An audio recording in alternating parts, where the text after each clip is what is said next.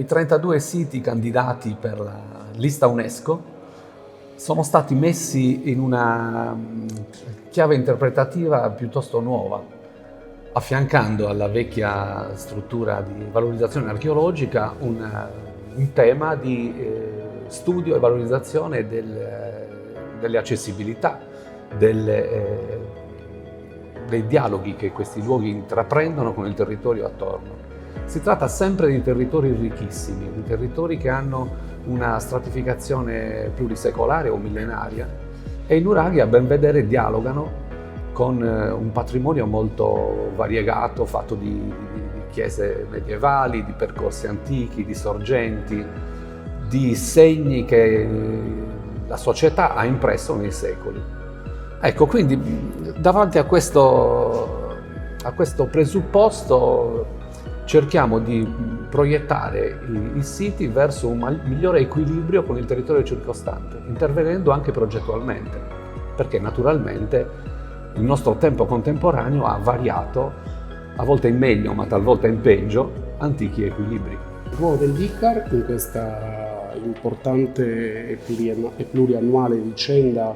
di ricerca applicata sul territorio è quello di progettare le linee guida e gli interventi strategici di messa a sistema dei 32 siti fra di loro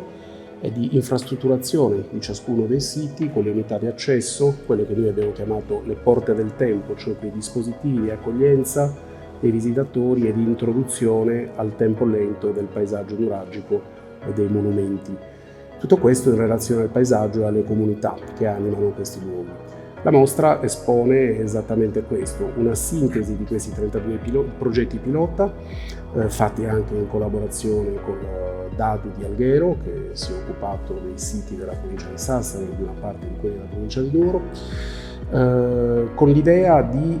costruire nuove condizioni di abitabilità di questi luoghi, con l'idea di avere più rispetto per i paesaggi, con l'idea di disvelare i paesaggi, costruendo il meno possibile e, se possibile, in qualche caso togliendo qualche struttura di troppo. I 32 siti sono dunque interessati da un lavoro di studio, di ricerca e di ideazione di apparati architettonici, quelli che abbiamo chiamato configurazioni architettoniche, con questa idea che non fossero esclusivamente progetti di oggetti, di edifici, di elementi puntuali, ma fossero dei dispositivi di ampio respiro interscalari, cioè che passassero, fossero capaci di regolare le diverse scale, quella minuta dell'intervento puntuale, evidentemente dei servizi di ingresso, di accesso alle aree archeologiche, ma anche quella più ampia, quindi estendendosi nel territorio, per far sì che diventassero dei modi, attraverso questi interventi di approfondimento, di rivelazione delle trame dei paesaggi e di conoscenza dei paesaggi storici, che sono una parte straordinaria. Cioè, una delle chiavi di lettura del nostro lavoro è stato proprio estendere lo sguardo dal monumento oggetto archeologico al territorio che sta intorno, che è parte integrante e fondativa di questi siti e di questi straordinari monumenti. Questa sta una delle chiavi di lettura del lavoro, che è esposto nella mostra che sta alle nostre spalle, che raccoglie un lavoro durato diversi anni e che pensiamo dovrà ancora proseguire.